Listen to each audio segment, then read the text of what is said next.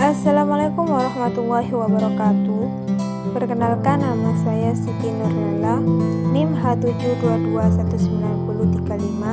Saya dari Prodi Matematika UIN Sunan Ampel, Surabaya. Saya akan menerangkan tentang filsafat matematika dengan berjudul Epistemologi Matematika, yaitu tentang besaran, pola, dan bentuk. Pengertian dari besaran atau kuantitas. Kuantitas merupakan kata yang menunjukkan tentang besaran suatu benda yang berkaitan dengan bilangan. Bisa juga dikatakan sebagai penunjukan dari banyaknya suatu objek benda dengan memerlukan angka dalam suatu bilangan. Contohnya, pentingnya kuantitas dalam matematika, yaitu transaksi jual beli antara pedagang dan pembeli yang dimana suatu barang ataupun jasa dinilai kualitasnya secara angka untuk memperoleh keuntungan. Yang kedua, tentang pola. Pola berdasarkan KBBI yaitu cara kerja, permainan, pemerintahan, bentuk struktur yang tetap, dan sebagainya. Pola sendiri sudah ada sejak terciptanya alam semesta ini. Sudah terlihat dari fenomena yang kecil ke hal yang besar. Hakikat pola di dalam matematika sudah termasuk dalam hakikat matematika itu sendiri. Contohnya, bilangan asli dilambangkan dengan Z, sedangkan bilangan genap dilambangkan dengan 2Z, dan Z kuadrat merupakan lambang dari bilangan persegi. Yang ketiga yaitu tentang bentuk. Bentuk dalam hal ini bukanlah bentuk-bentuk gambar atau bentuk-bentuk bilangan dan bentuk-bentuk uang sebagaimana lazimnya kita temukan dalam geometri, melainkan bentuk analisis mengenai pembuktian-pembuktian yang terjadi dalam bilangan-bilangan matematika. Misalkan dalam geometri, aritmatika, aljabar, dan bagian-bagian lainnya dengan menggunakan simbol-simbol tertentu. Contohnya sebagai berikut. Dua fenomena di atas sama, namun dapat diubah bentuknya menggunakan simbol yang berbeda. Matematika menurut sarjana barat. Menurut pendapat Pluto, matematika adalah pengetahuan yang tidak berdasarkan kebenaran indera, tetapi berdasarkan kebenaran intelektual. Sedangkan menurut Aristoteles, beliau berpendapat bahwasanya matematika adalah pengetahuan yang berdasarkan kebenaran indera tanpa mendasarkan kepada kebenaran intelektual. Yang ketiga, menurut Leibniz. Konsep Leibniz tentang ilmu matematika sangat berbeda dengan pandangan Pluto dan Aristoteles.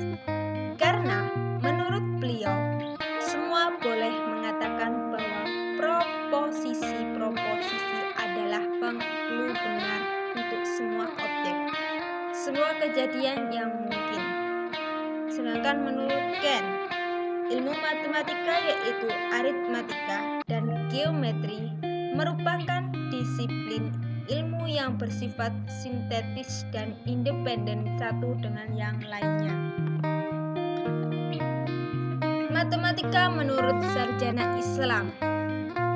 Sarjana Muslim klasik, khususnya matematikawan Muslim, sangat besar dalam memberikan kontribusi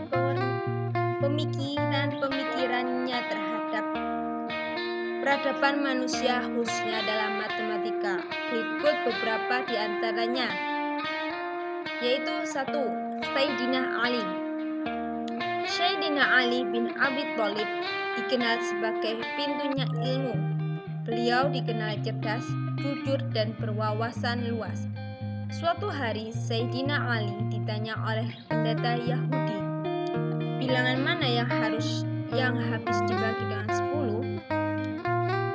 Pertanyaan ini jika dikaji pada masa sekarang adalah tentang KPK, di mana pertanyaan ini secara operasional matematika lumayan sulit. Tetapi Sayyidina Ali menjawab dengan sangat sederhana, yaitu kalikanlah jumlah harimu dalam sebulan dengan jumlah bulanmu dalam setahun dan jumlah harimu dalam seminggu, di mana yaitu 30 dikali 12 dikali 7 sama dengan 2520. Dengan ini dapat dilihat bahwa pemecahan masalah matematika oleh Sayyidina Ali merupakan pemecahan masalah dengan mengkorelasikan matematika dengan fenomena-fenomena kehidupan sehari-hari dengan metode kreatif dan non-konvensional. Yang kedua yaitu menurut Al-Khwarizmi. Al-Khwarizmi merupakan matematikawan pertama yang mengajarkan aljabar dengan elementer dalam bukunya Al-Jabar wa Al-Muqabbalah. Setidaknya ada 7 hal yang patut kita ketahui dari karya Al-Khwarizmi. Satu yaitu tentang penemuan sistem desimal atau per 10. Yang kedua yaitu penggunaan variabel dan simbol. Selanjutnya yaitu penemuan angka nol. Yang keempat yaitu penemuan konstanta pi. Yang kelima yaitu tentang penyusunan daftar logaritma sehingga memudahkan penyelesaian masalah aritmatika. Dan yang keenam yaitu metode aljabar dalam menghitung tinggi segitiga. Dan yang terakhir yaitu rumus ABC. Sedangkan menurut Abu Al-Wafa merupakan sarjana matematika yang sangat terkenal ilmu matematika terutama dalam bidang trigonometri.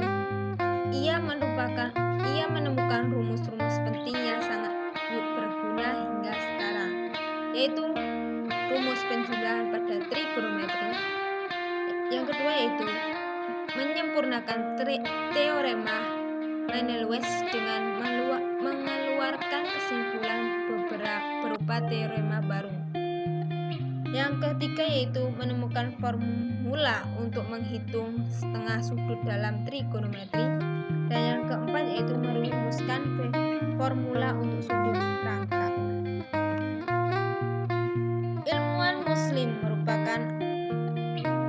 muslim memeriksa alam kemudian mengembangkan ilmu terutama dalam sains dan matematika sesuai dengan perintah Allah Subhanahu wa taala yang sudah difirmankan. Misalnya dalam firman Allah surat An-Nisa ayat 11, ayat 12 dan ayat 176 tentang harta waris, di mana menggunakan konsep pecahan atau keterbalikan KPK dan FPP dan konsep pengukuran tentang volume, luas dan lain-lain yang telah diterapkan oleh ilmuwan muslim yaitu Sayyidina Ali bin Abi Thalib.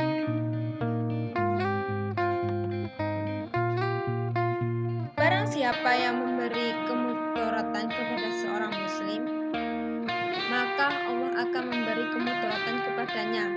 Barang siapa yang merepotkan atau menyusahkan seorang muslim, maka Allah akan menyusahkan dia.